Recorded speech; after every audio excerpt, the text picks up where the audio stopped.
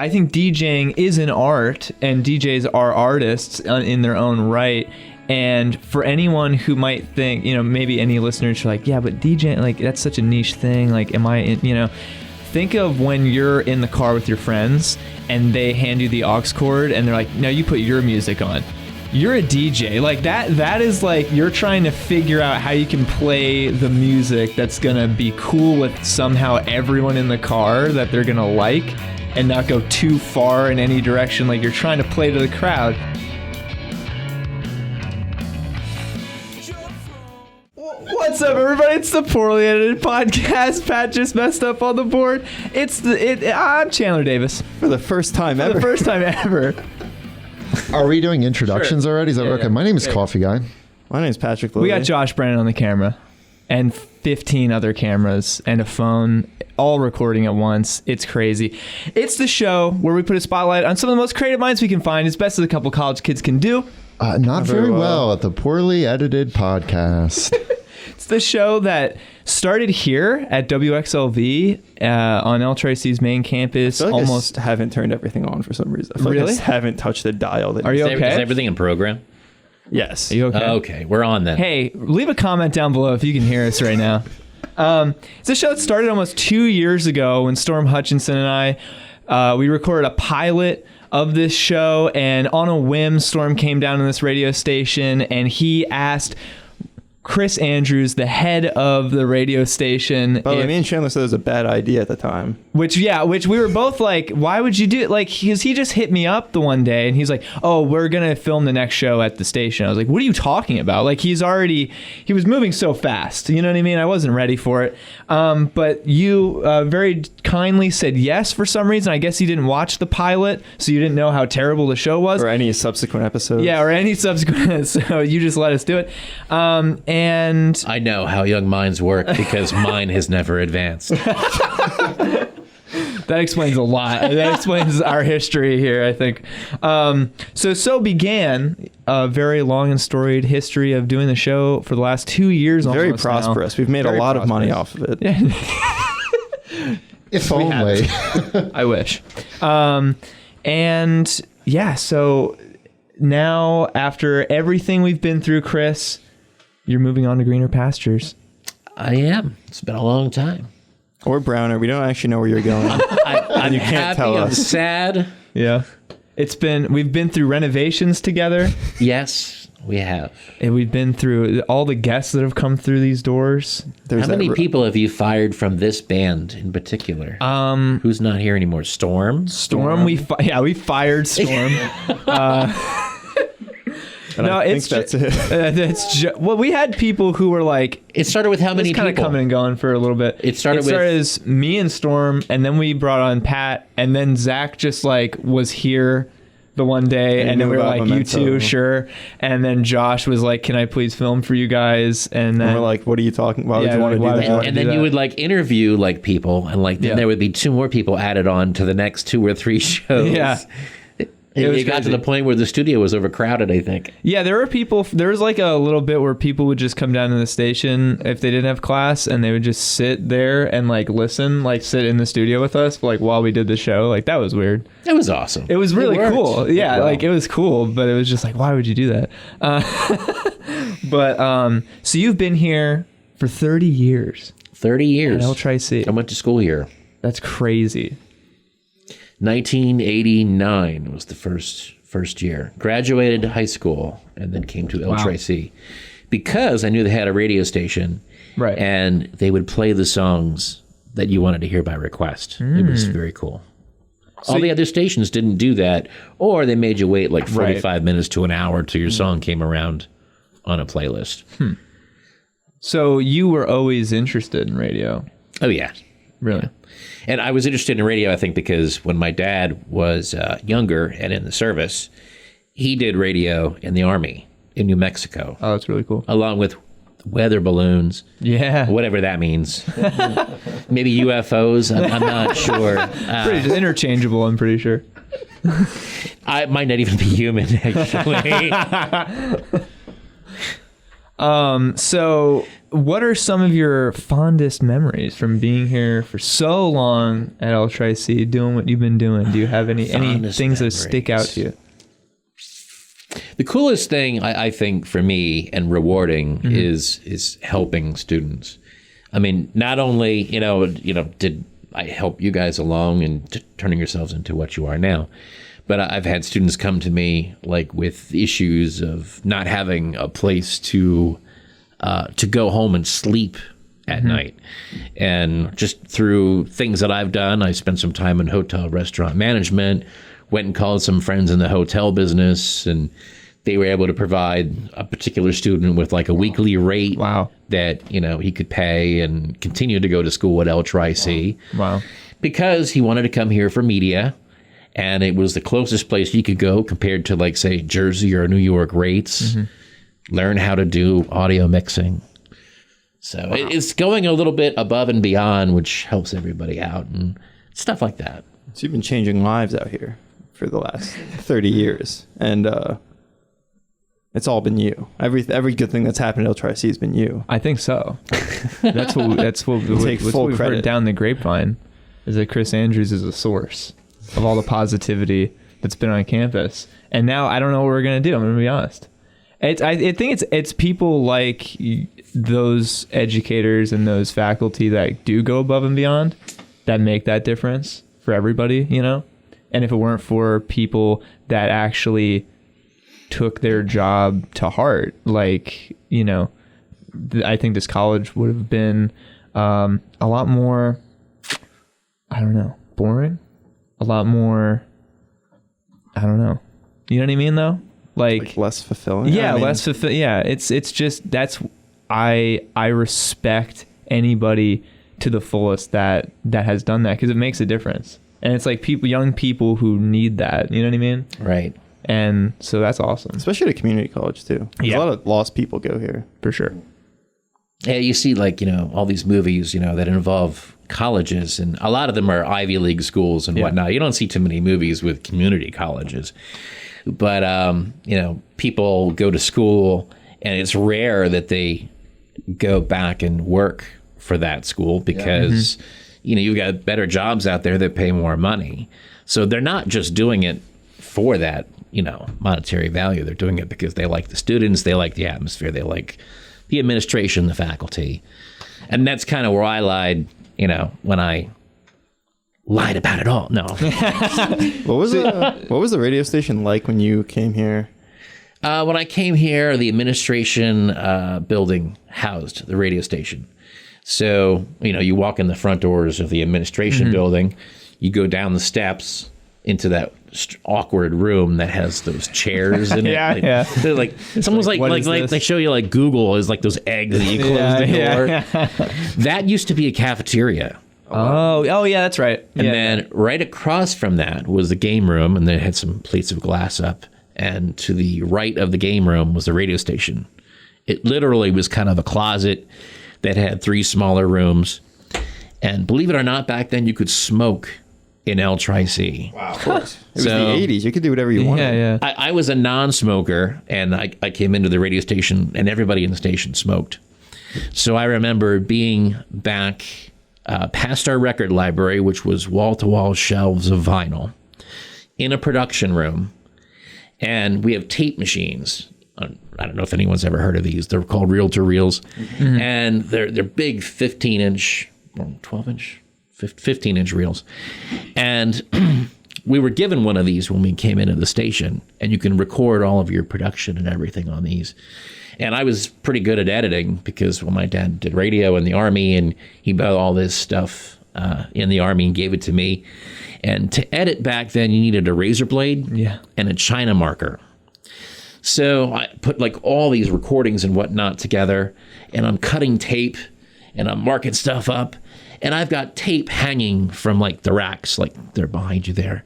And they're all pinned up, and they're all written on as to what the little pieces were. And then I would take them and assemble them, and you put them in this block, and you put the tape across it, and then you spool it back up, rewind it a little bit, and play it back and see what the transition sounded like. Do you miss that process? I do miss it. Really? I'm talking about it, very enthusiastically here.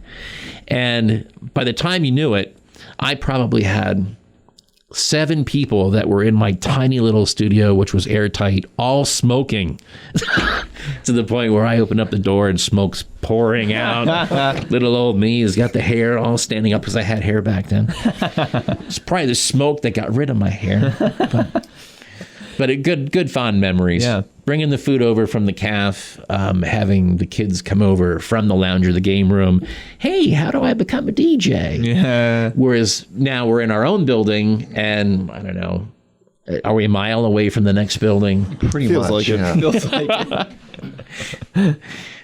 It's also I feel like it also kind of scares people for some reason when it's like down here, because it's like, oh, it's the radio station, which it seems like It's haunted. yeah, like it's like I can't go down there because it's like the radio station. That's Yeah, I like- think the misconception was that people probably thought it wasn't somewhere you should go because it was separated so far from everything deliberately. You know what I mean? Yeah. I think that was the impression. I feel like it actually kind of needs that. Like, Yeah. you can poke your head in just like, on a whim and just Yeah. see what's going on kind of thing. Yeah. 'Cause that's like essentially what we did. Yeah. And I mean, it was very welcoming and we managed to get a show. And like, it's not like the barrier to entry isn't that high. If you Well, try if hard we have a enough. show here, then no, it's clear that yeah. the barrier of entry is below the ground. Actually. Yeah. It's subterranean. There's talk about them putting in automated walkways that will bring people down here to our building. Now, if you think back a couple years before you were born, there was a show a show on the air called The Jetsons. Yes. Oh yeah. And they had flying cars back then. So Yeah. I don't know how many years it's going to take that to happen. So that wasn't a joke what you just said about the walkway? They're going to put a path. Really? Yeah, I kind of exaggerated just a little bit. No, I would have. That's fine. Walking path would be cool. Walking. Yeah. How well walking? Jogging a little path. underrated. Jog around the building. Jogging path. I prefer slower They than have that. a track with like Track. different. Yeah, you just like. There's actually a guy with a starting gun there all the race. time. He just shoots. You can jog. Whenever someone starts walking on it, just shoots the guy. You can jog in either mulch, various grades of stone, or grass around the building. I think that'll get people down here for the exercise. At that point, get the whole track team. I actually had a student who put down in a comment card things that could make the radio station better. And he's like, well, it doesn't look like it's very welcoming from afar. I think you should plant flowers all around the building. That would bring people down and look at the flowers. Oh, look, it's a radio station. So Should put like a maybe that party would help. hat on the building. Make it look really fun. On top of the antenna. Yeah. Put like some streamers up or something. Tie balloons So to you know the where the roof. party is. The radio station. I'll tell you what I'm hoping. I'm hoping that there's a building next to us. It's a white building. Kind of looks a little dilapidated. It's actually a maintenance building. Yeah. Hopefully someday we can commandeer that building, do it up a little bit, maybe add a second floor to it, and maybe put the TV studio down there. Connect it to this. They'll bring our, libraries back, the vinyl, the CDs. Yeah, when I first got here, I thought the TV studio was a separate building, like the radio station was. And you were Probably right. should be. You were right, because the TV studio is here, but it's over in the ST building. Does the sign point this way? Isn't there a sign for the TV studio or something? There's, I think the signs say broadcast facility. Yeah. But the TV studio is just production. It's not broadcast yet. I remember I had Wendy Barron's digital communications class, MediaCom, I think it was called, World MediaCom, I don't know. And we had to do, the radio project for that class. And that was the first time I had encountered you. That was the semester before we did the show here. Okay. That winter. And I remember I did my project or whatever, and you were like, and I think you were saying it to everybody, but you were like, hey man, I'd really like that. If you ever want to come down and do a show here, you should do that. And I was like, oh wow. But then I was also like, I could never do that. That's what I thought. I was like, there's no way. And then the next semester, Slim and I had that class together, and it was during that class that he pitched you to come here. And I remember watching from afar. I was like, he's never going to let him have a show here. Like, that's not going to happen. We were all fools. Naive. Green. No, but And it's look where we are now. look where we are now. I never thought that radio, because I was so interested in film and stuff. I never thought that radio would be something that I would think was so cool when I started doing it. And then I realized how easily the skills translate. You know what I mean? Yeah. Like it's the same, you know, if you're a good communicator, you know, on screen, like you can probably still, you know what I mean? You could do it on radio. But yeah, I was just, and then kind of trying to figure out how to make the show our own and incorporate the video to it and stuff like that. It's been really awesome. And it was so surprising to me, like kind of in doing this, how much I ended up liking broadcast radio and stuff like that. Honestly, it was weird for me because I'm very bad at talking to people outside of here.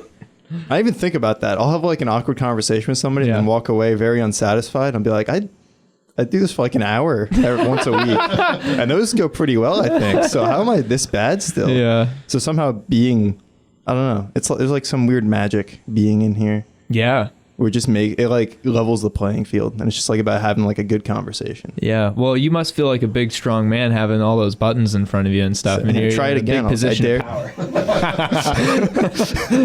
Really does level the playing field for you, dude. Just earlier, Pat was telling me how he's amazed, you know, how his car starts up every morning, even without gas. Oh no, it was air conditioning. Air conditioning. Same that's thing. Right. It's like the same thing. We're gonna break up. We'll be right back. And we're back. So you know what? That's a great segue, because you were just mentioning during this break that we just had, a commercial break, that there used to be an ad that was like, "Be kind to your mailman." Be kind to your mailman. Was that it? Yeah, I mean, pretty much. What was going on with mail? You know what? It's fine. It was like a bunch of kids talking in the background. Hi, Bobby. Hi, Cheryl. You know, and then I forget how it exactly ended, but it was like him supposedly waving to the kids and be kind to your mailman. Remember them every December 25th. Maybe it's for tips. Oh, I don't know. Was there like a... No, that is a big thing. Yeah, it is. Was there like a lot of mailman hate going on back then? A lot of discrimination against mailmen. Yeah. No, but like, I guess on that note, like, you've been at this... How long have you been the head of this radio station?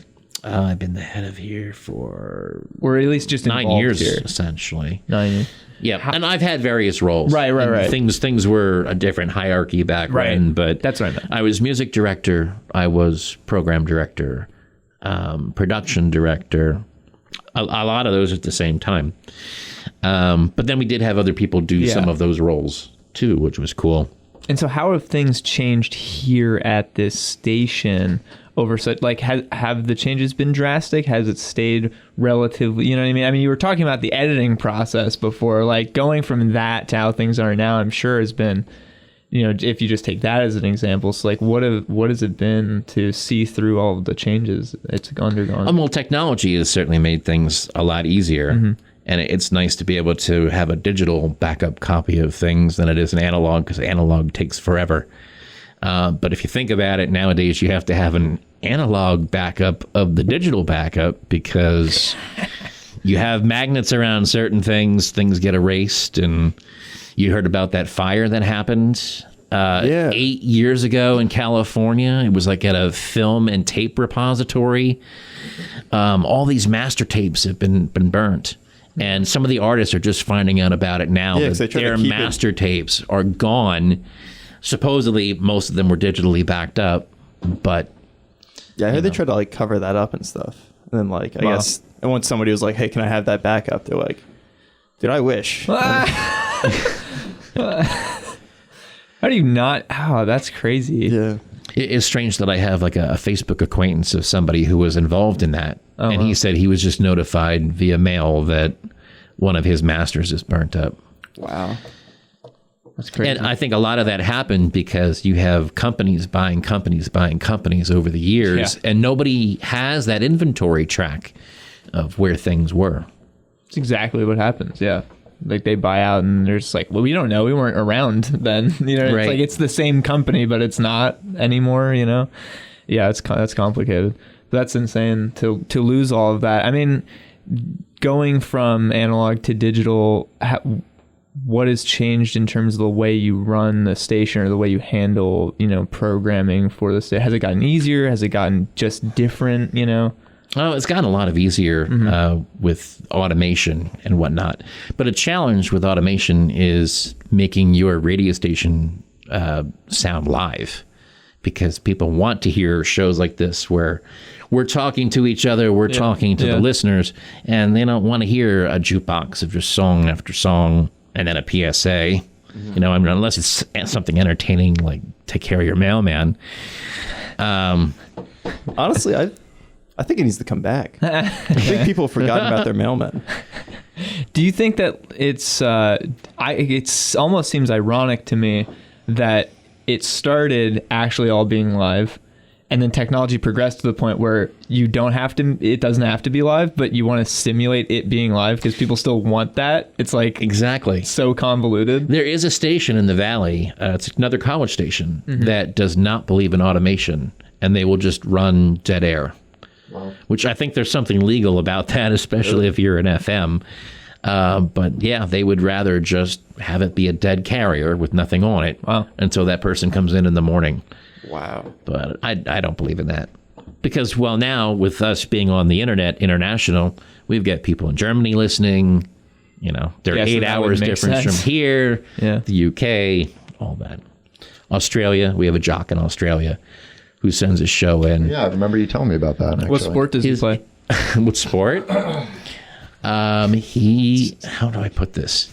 He's a James Bond, but he's the James Bond of Australia. He's got a bunch of penthouses.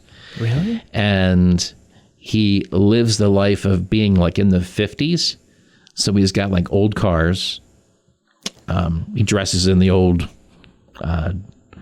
James Bond drab. He plays bongos.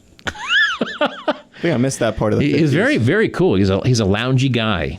Can you pass on our information? Maybe we could hang out. That would be cool. Absolutely. Be really rad. We could vlog it. It's especially impressive in Australia because I think property costs are way up down there for some reason. And everything's trying to kill you in Australia. That too. Yeah. That's probably why they want to get in the houses so much. Yeah. Away from the wildlife. I need as many houses as possible to stay safe from all the spiders and scorpions. Chris, you talked about the pre-recorded versus live thing, and it reminded me similar to going from analog to digital. Now people are just running it back through tape machines to get that sound. That's crazy.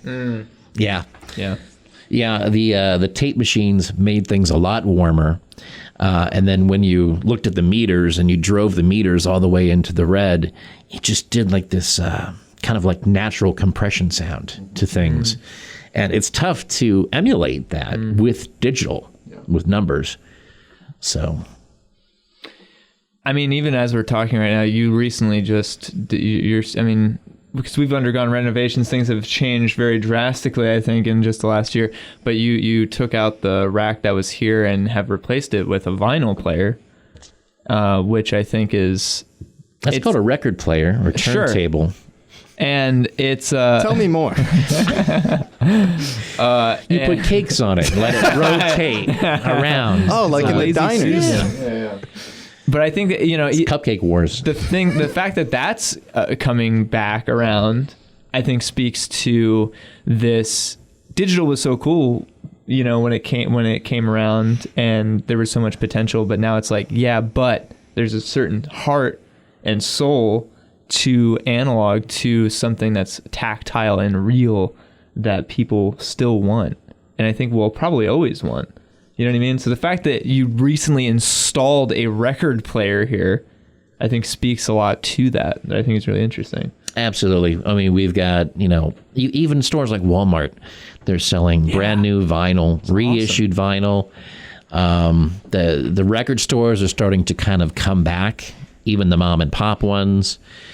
I remember back in probably the late 80s, they were starting to phase out albums because cassettes were the thing of the current time, and they didn't skip. They had some tape hiss or some tape noise, but the generations didn't care because the Walkman came out.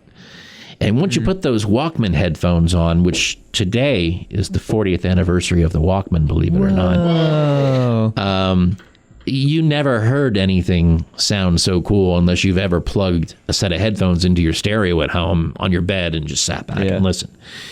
So, yeah, it was quite the image once you put the Walkman headset on. And so you went from vinyl to cassettes, and then over to the CDs.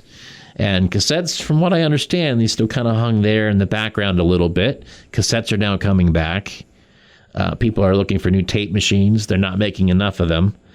And vinyl is back at like $40 an album. I mean, they're pretty expensive. It depends. Is it 28? I bought some for cheaper than that. When they first came back around and started getting reprinted, they were very expensive. Also, I'm sure if you're now like, everything's coming down. If you're like, I want Led Zeppelin's like greatest hits or whatever, or like physical graffiti, it's probably going to be pretty expensive. Just they know they can get way more money out of that. Also get a record player pretty cheap. Yeah, they're all pretty cheap. The I got ones one for like you mentioned, 60, I think. Yeah, Mine's yeah. all right. Which is worth it. Mine's also weird though because I think it was in Germany. It was built in Germany. So it goes like counterclockwise. Yeah, doesn't make any sense. No, but then, so there's a point where like once the record stops or whatever, it does Bluetooth too. What? Oh, that's nice. Yeah. So you just connect on Bluetooth, but cool. They like someone says it, but I think that's a German person just reading the words in English, so it sounds really off, and it sounds like they don't know what's going on. It's pretty funny. It's also really jarring though. You're like, oh, that album was great. Then it's like, Bluetooth is ready, and you're like, what? Like, was that part of it? Is this a bonus track? I'll tell you what, though, there is. It's a no-win situation. Okay, the whole analog versus digital thing. Like, let's look at the turntable. You can make your album that you've had, same album. You can play it with a different cartridge, and it's going to sound different. You can have different cables coming out of the back that you connect it to your amp. Those cables can be manufactured, crossed in different ways, and that will change the way that it sounds. Now, you go to a CD player, not all the chips that are in a CD player decode the zeros and the ones all the same. So it depends on your DAC that's installed in the machine or even, outboard as to how that's going to come out and sound. So it's whatever sounds good to you really is the answer. Ooh. And digital may just sound as good or maybe even better as the analog. It just depends on what equipment you have. Wow. And I guess you're probably the person that knows the most about that. So, I mean, you've been having to not only change the format just to listen to music, but changing the format to program it onto the radio as it changes. I was also going to say, how much has digital improved over time? Digital's improved a lot because they figured out ways of doing what's called error correcting. And from even the original ways of how CDs were recorded, they found out 20 years later that if they improve the DACs in some of these units, it's like having a brand new CD, a brand new recording of it, and you hear stuff that you didn't hear before. Yeah. So it's just the evolution of the chip. It's so interesting that you said that it's not an argument because everyone I've talked to, and I mean everyone ever about that, has always, it's an argument. And you're either on one side or the other. And it's usually, if you're like an audiophile, it's usually on the side of analog that everyone favors, But I've never heard anyone be like, no, dude, it's whatever you like. Yeah, I mean, the funniest thing is the audiophile, okay? Mm-hmm. They have all these audiophile conventions. It's your opportunity and your duty, actually, that if you make a lot of money, it's your duty to spend that money and keep the economy going. So I'm glad we have audiophiles and they're spending large amounts of money on that stuff. But, am I losing my thought here? You hate them. You hate audiophiles. No, I don't hate audiophiles. I think audiophiles are great. I hate audio. There's a cheap man's audiophile too. But anyway, I think I did lose where I was. You're right, though. It is so subjective with audio. It's so weird how like the littlest thing can change how you perceive things. It is ultimately just what sounds best to you, and you have to trust your tastes. Honestly, I think the core argument is the point that the recording side, like the upfront side of all of the analog stuff is, I think, a lot more interesting than the digital side. Because like people, like the ways they had to figure out how to record stuff on like 8 tracks or whatever is crazy. And you can like you're even talking about how like you found like each individual track of like Bohemian Rhapsody or something, and you could see like what tracks they shared or whatever. I don't know. It wasn't me. That was George Robb. Oh, right. Yeah. I'm sorry. No, it's okay. Yeah, the Beatles' Sgt. Pepper album was recorded on 4 tracks. Those 4 tracks were dubbed down to, say, a 5th track on a different machine. And then they would have 3 more tracks they can record stuff onto, and then they bounce that to more stuff. So, and that's just an example of how all this came together. And I figured out where I was going, but I just lost it again. Sorry, Chandler. No. Jeez. I mean, no. Seriously, where I was going was the audiophiles spend all this money on their equipment. All right. But the recording studios where they recorded this stuff, they use pretty good gear, but it doesn't cost what the audiophiles are spending on their units to play the stuff back. So then the question is, you want to get the best master recording you can of every channel, every track, but you don't have to spend that kind of money. It's the technology. You just got to know the technology. Yeah, no, something that Scott Tice tells me all the time is that the software and like software replicating hardware has gotten so much better over the past 10 years. And it's so much cheaper. Like, oh my God, like the hardware equipment is so expensive. You can easily spend thousands of dollars on one piece. It's true. So now we're teaching everyone how to do all this stuff in the box, so to speak. So you better actually read your books, get down to the digital media center and practice on the equipment, because everyone's going to be mixing in the box. Yeah. You're going to be better than them, and they're using the same equipment and plugins. Well, after that threat, we're going to go to a break. We'll be right back. This podcast is sponsored by Relevant, a location-based mobile network personalized by your interests. Customize your news feed to consolidate all the information you care about all in one place to quickly and easily find what's relevant to you. Find out what's going on in your local area and reach your community from the palm of your hand. Relevant is available on iOS and coming soon to Android. Be the first to know with Relevant. And we're back with the Poorly Podcast, hopefully with no more threats. We've talked to Chris. We're going to have to force him out of here after this. I'll tamper myself down. He has until July 5th. So, in terms of, you've been programming for the radio station for a minute. How has the musical identity of the station changed over time? And how has the musical tastes of the public at large evolved over the time that you've been here? Oh, my goodness. I mean, probably, I don't know if you think back to how your parents are. What do you like the same music your parents liked? I started off, like, my dad introduced me to, metal and, like, a lot of rock and stuff like that. So that's what I grew up listening to, and I grew up listening to what he listened to a lot. But, then when I got older, I kind of found the internet and went off on my own thing. But, so it was a lot of, like, the heavy stuff that I grew up listening to. So, yeah, I do like that music still, though, very much. How about you, Zach? Yeah, I definitely take a lot of influence from my parents. Yes and no. Like, my dad is really into bands like Rush, which is like a pillar of why I became a musician. But then there's also like Motley Crue, which is just a little too silly for me. Like it's in my blood. So I'm like, yeah, it's a sick riff. But I'm like, I don't actually like this. But when I grew up, I definitely started to branch out more. I think there's so many people who confine themselves to just one kind of thing. I think that's kind of changing, I've noticed. But yeah, yes and no. And Pat, how about you? What do you think? Oh, no. What an interviewer, dude. I don't know.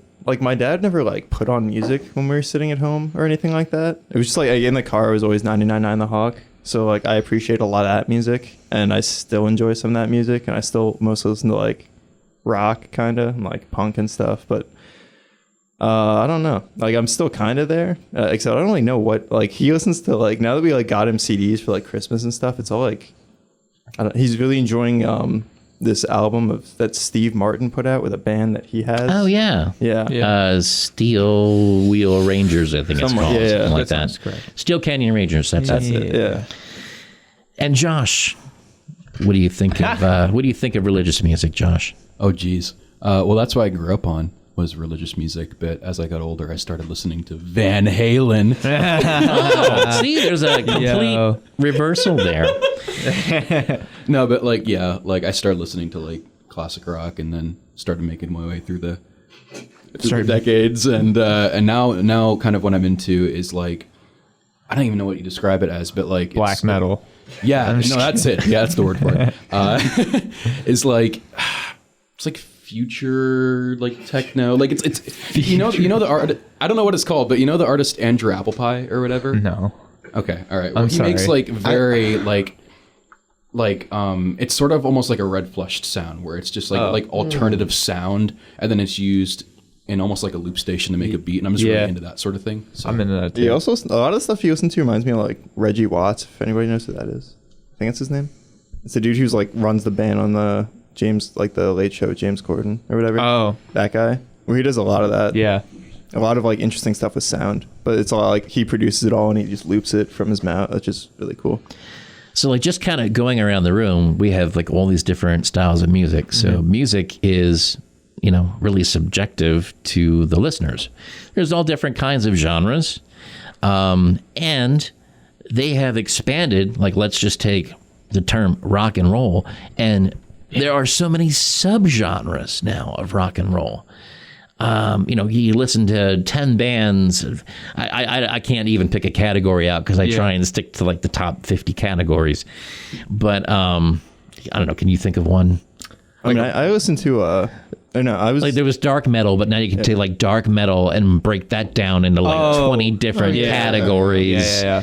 When you go and sort your digital music in iTunes, it's crazy. It's overwhelming to get on all the genres. But I think everybody can agree that no matter what music is played, life is better with music.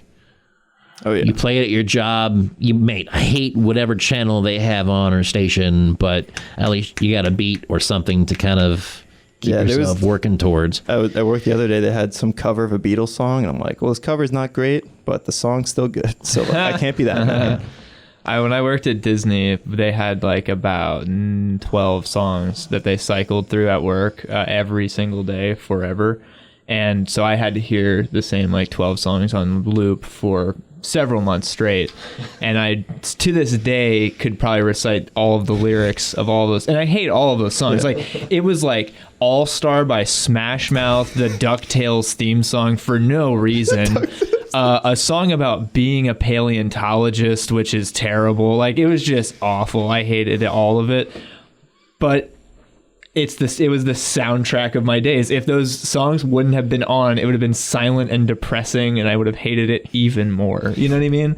And that's, I think you totally hit the nail on the head. Even if you might not like what's on, it's at least it's something. Before my my radio days, I used to work at Dorney Park, and I used to run the rides. Before you were old enough to do that, you had to let people in through the lines. If the ride would break down, let you work at the age of 6, I think. If the ride would break down, you'd have to tell 120 people in line that they had to leave, and they waited there for an hour already. Oh yeah, I'll remember where you were in line for when you come back in 30 minutes. Check back with me. But I found out who the guy was that was placing all the music at each ride. There was a tape deck at each ride. So I figured out if I make all the tapes, no matter which ride I get put on, I'm listening to my music. Thank God I was a DJ because, well, I made other people that I was with pretty darn happy. And I started taking requests from the other workers as to what they wanted to hear on the rides. So cool. So it was all pretty cool. And until they decided to go with a service called Muzak and then run that out to all the rides. But I do remember one fun time we were all in a meeting at a picnic grove right down from the Wave Swinger. And I decided one year to put all these little movie quotes and things in between the songs on the tape. And one of them was from Police Academy, and it was Bobcat Goldthwait. And everything gets all quiet, and all of a sudden you hear him go, Gene made a machine, and Joe made it go. I blew a fart and blew the whole damn thing apart. And everyone like looked at each other and started rolling. And the manager at the time, he looked at me. He's like, "Good job, Chris." So, dude, you've been DJing since before even like you were finding a way to DJ against all odds, finding a way to DJ even in the most hostile of conditions for DJing. You were trying to find your way. I DJ'd in 4th grade in a Catholic school, and I did 2 dances. The second dance that we did, we invited another school over to our school, and they went in the bathrooms, grabbed toilet paper, and toilet papered the gym while the dance was going on. So there were no more dances after that. But I think it was a reflection of the music. Yeah. What were they playing? Van Halen. We were playing. Yo. I have a really, and this is something I'm genuinely very interested in. I don't get to talk to a lot of DJs. I think DJing is an art, and DJs are artists in their own right.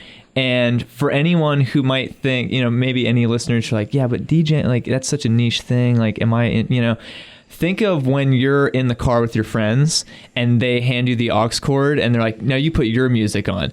You're a DJ. Like that is like you're trying to figure out how you can play the music that's going to be cool with somehow everyone in the car that they're going to like and not go too far in any direction. Like you're trying to play to the crowd. And in that sense, how do you DJ to play to the crowd? Like what is your kind of ideology and how you will string together songs and playlists and things like that? Well, I kind of went by an easy way. Girls and guys, they kind of like different music. Guys wanted to hear Van Halen, and the girls wanted to hear more of the dancey pop stuff. Mm-hmm. So if you could find a good mixture between the two, and you're still going to hear the guys and the girls fighting out there in the group a little bit, you're doing a good job, as long as people aren't sitting down all the time. Keep them merry is what they say, and the more they drink, the better you sound. So clubs is easy. I put a song on twice in the same day, one time with Chandler, and I think he almost killed me. Yeah, I was mad. I got very, very mad. Because my thing is like, dude, there's thousands and thousands and thousands of songs. If you're playing the same song twice in one day, man, in the car, I'm like, come on, man. You're not putting any effort in. That's my thing. It was a good song. Yeah, every time I have the ability to play music for like the car or whatever, or in any situation, like even when we have get-togethers, for instance, I like making a lot of the playlists. We put some R&D in there. Yeah, for sure. Yeah, yeah, like we take it very seriously because it's like you said, you don't want people to stop feeling the vibe. You want to keep it going. And what's going to be the soundtrack of the night that's going to keep that mood going? And it takes some consideration and some thought. And so I take it very seriously. Like I try to make sure like, well, I'm going to play one for like this demographic of people. I know they kind of like this music. I'm going to play one for these people. I'm going to play, trying to feel it out and see what works and what doesn't. And I think it's so fun. I think what we're finding out here is that Chandler needs to do a music show as well as a podcast show. I think we all need to do a music show. Pat too, yeah. I would love, if I had the time, I'd love to be able to do that. I think like being able to sit down and like really think about it and craft a show would be a lot of fun, but I just don't have time. Yeah. And now that we have social media, it's nice to kind of gear it off of those comments and future requests. Oh, I heard you play that one. How about you play this one? Mm-hmm. You guys asked earlier about some memories, and when we were still on the FM, I remember playing a song by a group called Marillion. They're a UK band. Kind of sound like a progressive Genesis. They're still around. They still play out today. Best concert I have ever been to. And that's a small club, even versus, like a huge stadium show. Best show ever. And this truck driver called me. He's like, hey, I heard a song that you guys just played. Thanks for giving out your phone number. Just want to let you know, I make this trip, once a week. I go from Pennsylvania all the way through, to like California and back. Want to let you know you really made my day by playing that song because I haven't heard it in forever. So thank you very much. Wow. Stuff like that. Wow. And nowadays, if you get a phone call or just an email or, a direct message from somebody, that's immense. Somebody in Germany? Hell yeah. We actually have a DJ here from Germany, from Cologne. His parents are local to the Valley. And what has he been? He's been an acoustic designer, just a regular club DJ. Mm-hmm. I think he owns a recording studio in Germany. He stopped in here at XLV one time and let me know ahead of time saying that, hey, I want to, DJ for you guys. I love listening to your station because of how diverse all your music is that you play and just show you what I do and how I do it. And I got to watch him do like a really cool mix with like pads and stuff, how he mixes beats and loops beats live on the air. And he still does a show for us once a week from Cologne, Germany. It's on late night because there's a couple things that shouldn't be played during the day. It is a great show, and it shows you other music they're listening to elsewhere. Yeah. Germany was really big for the EDM movement way back in the day with like Giorgio and stuff like that. That's really interesting. I think it's so fascinating to get that perspective from international, listeners, what they're because in the States, music might be going a certain way, but what they're listening to out in the UK or out in, other places in Europe might be pretty different, which I think is very interesting. I always try to ask my friends who are out there, like, what's cool? Like, what are you listening to? Give me some recommendations, And when I was even down in Disney, like, I had a lot of friends from Japan, like, all over. And I just asked them, like, give me the music you listen to. I want to hear what's cool, you know what I mean? Like, in all these different countries. I think that's so fascinating. What I think it's pretty sweet is on Spotify, you can, like, go to the artist demographic, and it shows their top 5 played cities. Yeah. Apparently, I share a lot in common with the people in Mexico City, because, like, half the bands I listen to, it's the number 1 city. That's rad. Yeah. So I guess I got to go there. Just listen to stuff. Go for it. We're going to do a break now. Well, on that thread. After that sweet dead air. We'll be right back. I'm like taking a break at 5:00. We're coming. Nice. And we're back with a Poorly Edited Podcast. This is Chris Andrews' farewell tour. Hey!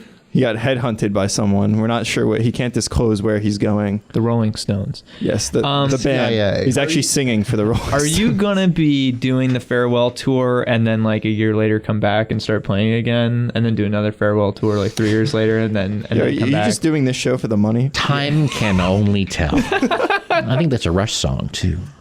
Oh, can we get a Rush Time check on that? Still? Time That's a Rush. stands still. Yeah. Yeah, you would know. Got a sick bass line in that, man. Pat, play it, go. Let me call up Getty. Have you ever regretted giving us a shot here at the radio station? And has this episode changed your mind? For the record, on the outline, in parentheses, it says, yes, but he will lie. And keep in mind, Chris, we've been doing this for a year, so we should be better. No, it's almost 2 years. 2 years. So we should be twice as good. It's not true. You guys are ambassadors at what you do. What does that mean? Did you just throw a really neutral noun out there? So I am super happy with your outcome. I think this is fantastic. You guys got the cameras involved and you figured out, hey, cameras, they have audio and video. That's true. And they take care of 2 senses. Now, if the camera could only... Yeah, we're working on smell. Work on the smell, and We'll the BO in the studio right now is atrocious. No, I'm just kidding. Yeah, for all the audio listeners, Pat he's just sweating profusely. And he showed his all over the place. Yeah, I apologize. No, I really appreciate it. I'm so thankful for being able to have been here for the last 2 years doing the show here, and WXLV's been a great home for the show. And it's been through a lot of changes. I can't really remember what it used to look like anymore. I feel like just being here for the short amount of time, because of all the changes that have happened over the time we've been here, I feel like a veteran, even though I'm not. You know what I mean? Yeah. Because now things are so, it's like, yeah, but it used to be like this. Yeah, it's crazy. But it was really fun, for sure. It still is fun. It still is. And yeah, I mean, we're all, thank you so much for, the opportunity you gave us. I don't think that if you had said yes, we would have connected, all of us, and we would be doing the amazing things that we get to do all the time. Pat said earlier, a lot of people come to community colleges lost. And I think we were all lost. I'm pretty sure, Josh had just switched degrees. Pat still is lost. I know Chandler was going through hard times. I didn't even want to go to school for film. I'm like, this is clearly an awful idea. But eventually it started to work out, and it worked out because we connected here. And I'm eternally grateful. Chris, thank you. Eternal. Yeah. Thank you, guys. Soul. We wouldn't have it without you, I mean, the building would still be here, to be clear. Be another maintenance shed. This actually used to be the solar building back in the 70s. I'm sorry, what? The tower used to be a windmill. And the floor of this entire building was covered in batteries that were all linked together. The problem with solar back then is they couldn't make enough energy out of the sun or the wind to be able to store it like you can today. But now the sun is bigger. But now since the sun is grown. The sun is grown. Oh, that's hilarious. Yeah. Don't let your kids listen to this. Now we just run the college off of oil. Put in the oil rigs out back. Just running off. We actually got a steam engine too. We got a shoveling coal. Yeah, coal is coming back. I hear. So they say. I don't know. I hope not. So, man, is there anything that this is your last week, isn't it? This is my last week. That's crazy. It truly is both happy and sad. Yeah. Spend 30 years at a place, lots of memories. You asked for some memories before. I remember driving down and getting into Becky's Drive-In, and I'm hanging out by where the projectionist is, and I can hear XLV is being played over all the little car speakers that you put in your car window. So they're picking it up and they're rebroadcasting it over their station that you can listen to the movie on your radio. So I said to the guy, I said, I am a member of the station. I said, if I can use your phone, I'll give you guys, a plug. And gave me the phone, called up, got to the DJ and said, hey, Paul, I said, put me live on the air after the song's over. So Paul put me live on the air on the phone. I hear him. He's like, okay, go. I said, hey, it's Andy Adler from WXLV, and we're down here doing a live plug real quick for Becky's Drive-In. And I could hear my voice echoing off of every car window speaker because there's like all this delay from when I'm talking to when it goes back to the station to when it comes over the speakers. It was the coolest reverb / delay thing you've ever heard. But I'll never forget that. I will never forget just driving Route 145 through Whitehall, pulling into a gas pump and seeing an XLV bumper sticker on someone's car where that clearly should have been Z95 or B104 or some other station in the valley. But they had it locked into us. We had a listener send in a picture of their Pontiac Grand Am, which had the license plate WXLV 90.3 on it. Yeah. An official plate. That's awesome. And then there was stuff with the labels that we got too. We got a Christmas card from the original Queensryche band. I'm a big signed by all the members. We officially are one of the stations that helped put Metallica on the map. because Z95 wouldn't play them back in the day when the colleges were playing them. They picked that up later, like they picked up Led Zeppelin. They played Led Zeppelin on Tuesdays or something, 3 songs in a row. So Metallica's everywhere now. The Police, we played them. I'm trying to think who else. Nirvana. We got shirts from Nirvana, the yellow shirts that you guys all have that came with the vinyl. We have the vinyl and we had the CD. Original pressings, original copies, they say, for radio play only. We got the first Guns N' Roses Use Your Illusion 1 and 2 albums. And we got them 4 weeks early. And we got in trouble because we played them 4 weeks early. We got a letter from their lawyer saying, please cease and desist because the release date isn't for 3 more weeks. So funny. But we didn't get sued or anything. We can talk about so many Quick preview. So many memories. All good. Yeah. Getting the iHeart contract was awesome, which has allowed us to go online, keep us kind of local, and no matter what area you're in. I keep telling people, if you're coming here from out of town, right? So you get a car rental from Hertz. All the cars, the rentals, they have a screen now. They've got the iHeart logo on there. You connect your Bluetooth phone to that. You hit the iHeart button, and all the local stations on iHeartRadio come up, and we're the only college that comes up in the Lehigh Valley area. Wow. That's lit. So I'm pretty proud about that, and that your show gets listened to before a bunch of other shows do. That's crazy. Because we all have the iHeartRadio app. Makes me wish I did a better job over here.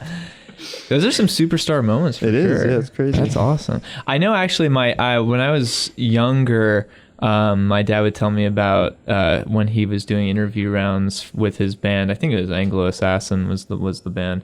I remember them. Really? Yeah. Really? I do. That's a sweet That's name. my dad's band. That's so cool. And I bet we have stuff that they recorded. Wow. Dude, that they sent in to us. That's crazy. Yeah, and he talked about interviewing at WXLV, and then I ended up doing a show here, and he talks about, he was telling me about that not too long ago.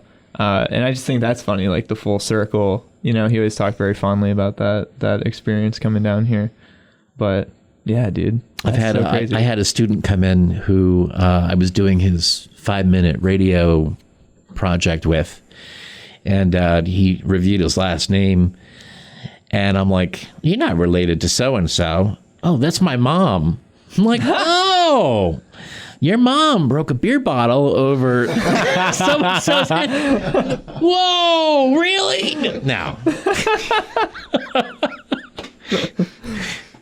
That's cool how it came full circle. Yeah, for sure. With the beer bottle. Which she did do, by the way. Which she did. She did that.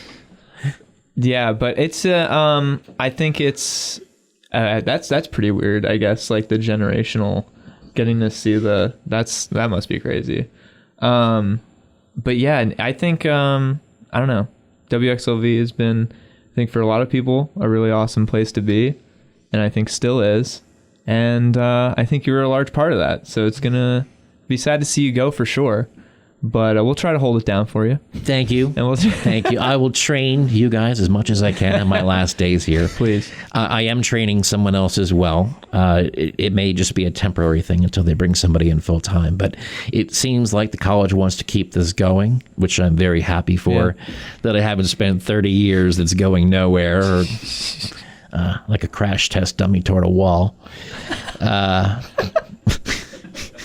Pat loves my analogies. It was a really fun ride, though, wasn't it? I mean, come on. That it was. That it was. But the crash test dummy is fun too. Yeah. To the end. Yeah, dude.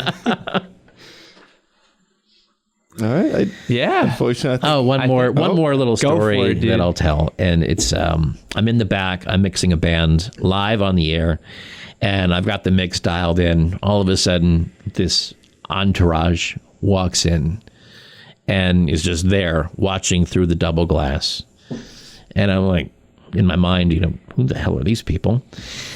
Secondly, I'm like, damn, this mix is fine.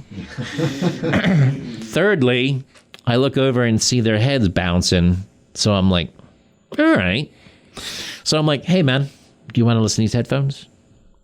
Yeah. He takes the headphones, puts them on.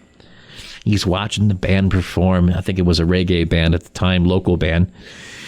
And I see his head start bouncing. I'm like, damn, that mix is fine. And things come to an end. You know, I clean up the band and put the microphones away. And the guy's like, hey, can I talk to you? Yeah, absolutely. Who are you? He's like, my name is Mr. Freeze. I said, oh. Well, they call me Weasel, but what's your real name? He's like, my name is Elliot. He's like, I'm a producer. He's like, did you ever hear of that song Poison by Belle Biv DeVoe? I said, yeah. He goes, that's my joint. I'm like, that's your track? He's like, oh, yeah. He's like, I'm also one of Michael Jackson's producers. Yeah. I said, wow, really? So we started talking, and he did a number of songs with Michael Jackson, which was cool. And we took it into another room and had some discussion about Michael, which was cool. He was invited to Neverland Ranch. A lot of stuff that I wanted to do, you know, if I ever got the chance to meet Michael. And it was cool that he could convey some of these stories, and, you know, he filled some of my voids. Mm-hmm. And starts telling me that he's always had this love, this passion for radio. So I said, well, hey, you know, we are pretty technology driven here. I said, I'm sure I can make this work. You know, where do you live? He's like, I'm out in LA. I'm like, we can make this work. I said, if you want to do like a weekly show, I said, I can set you up and make sure that the show's air. And he's got his own studio out there, and he started doing radio shows. He did shows for probably about a year and a half, I think, until management figured out that he wasn't making any money doing it, and he had people he had to pay. But we totally get it, and we're actually still friends to today. And it's just neat how he just walked in the door of a community college. You know, we met, we gelled, and things, you know, just kind of happen. So you never know who's going to walk in that door next. That's crazy. You guys might be out in the West Coast in a couple of years. Yeah. Doing, you know, this huge documentary. Yeah. On radio. I hope we're doing anything of substance in 2 years. That would be that's a goal. I can't believe we started here 2 years ago, man. Yeah. It's been crazy. It's been the longest 2 years of my life. It's been a great 2 years. Yeah, it's almost 2 years. In September, it'll be 2 years. Josh's eyebrows are raised. Yeah, his eyebrows are very high up on his brow. Josh got his degree in 2 semesters. I don't know how you did that. But that's true. That's amazing. Yeah, it was very quick to get his. Yeah, no, he was here for 4 years. But it's fine. No, but I think that story also kind of really puts a little bow on, you know, I think WXLV and your time here and our time here and everything, because it's true. It's just that it's been a great place because you can just come down here and anything can happen. You can meet the right people and the right things can happen, and you can click and magic can happen here by virtue of this space and this place, you know. And that's why we're here. That's why we know you, and it's been great. And we really appreciate it. Thank you so much. So proud to have you guys. Thank you. And to see where you're going in the future. I know you're going to make it. Oh. Well, I don't know. We'll see. And on that threat, thanks for listening, everybody. Make sure you check us out on Lab 212 on everything, Poorly Edited Podcast on Facebook. We put all of our episodes up a week later, so if you miss any live episodes, you can check them out on YouTube. And I think, Can we say it? Can we say it?